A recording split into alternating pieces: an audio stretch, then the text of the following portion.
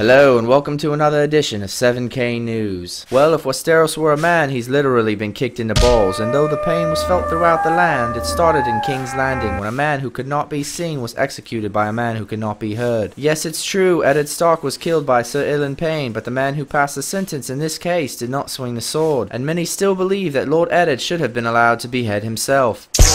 In other less important news, the epidemic at the Eyrie continues. Last night, 3 more maidens fell to their deaths because Lord Arryn forgot to lower the lid on the moon door. However, some believe that he is leaving it up deliberately, as he also squats when going number 1. He's saying you's a bitch! In Lannister news, Jaime won a new set of chains, but he's not the only Lannister winning things. The cunning Tyrion Lannister was also recently awarded an Emmy for Outstanding Supporting Actor. When presented with the award, he simply said, "I've always wanted a solid gold woman.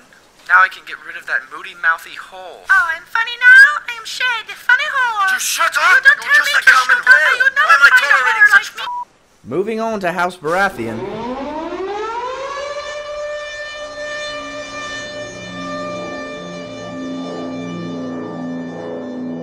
Tension is swelling between the Baratheon brothers, and it seems imminent that they will soon cross swords. The house has been literally split in half by Renly, but even at half strength, you won't want to turn your back on either of them. Stannis is a seasoned war veteran and is said to be as hard as iron, while Renly is an expert at flanking and rear assaults. Renly has decided to change his house words from Ours is the Fury to Ours is the Fairy, and once the change is completed by the premiere of the new drama, The Brokeback Mountain, That Rides, which also co-stars the captain of Renly's Rainbow Guard. Though early reviews differ on the drama, all critics agree that Sir Loras handles his mount like no other, and the mountain has the largest lance that they have ever seen. In astrological news, the recently discovered burning red comet is being regarded by many as a prophetically significant... Hold on. Really? Unbelievable. Fucking people. Okay, well this just in. We're not discussing the comment, because for some reason there is no fucking comment. Which brings us to a part of the show I like to call Count How Many Fucks I Give. It's a quick game, it's easy to learn, and it starts right now. Moving on to sports. Well, the Game of Thrones is far from over, but let's recap what has been an incestuous season thus far. House Baratheon starts out in the lead, with House Lannister slowly closing in at second. House Stark is holding firm at third, while House Targaryen is completely sucking fucking ass. The Lannisters seem to make the first move of the season by killing the King's Hand, Jon Arryn, but it backfires and gives House Stark a commanding lead when Eddard becomes the new hand. Soon after that, House Stark reinforces their lead by discovering the Lannisters' treasonous incest. This puts an almost unbridgeable gap between the Starks and the Lannisters. But that all went to shit when Eddard told the Lannisters what he knew, trusted me, got betrayed, became a captive, proclaimed his false treason publicly, and was put to death.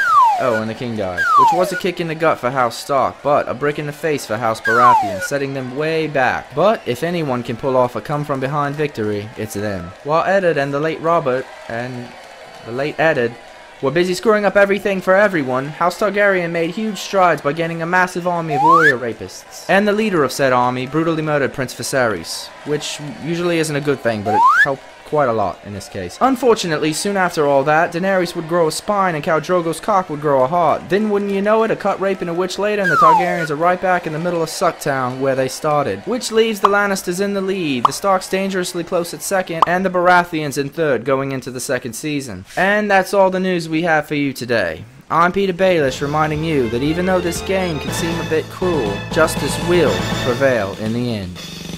Trust me.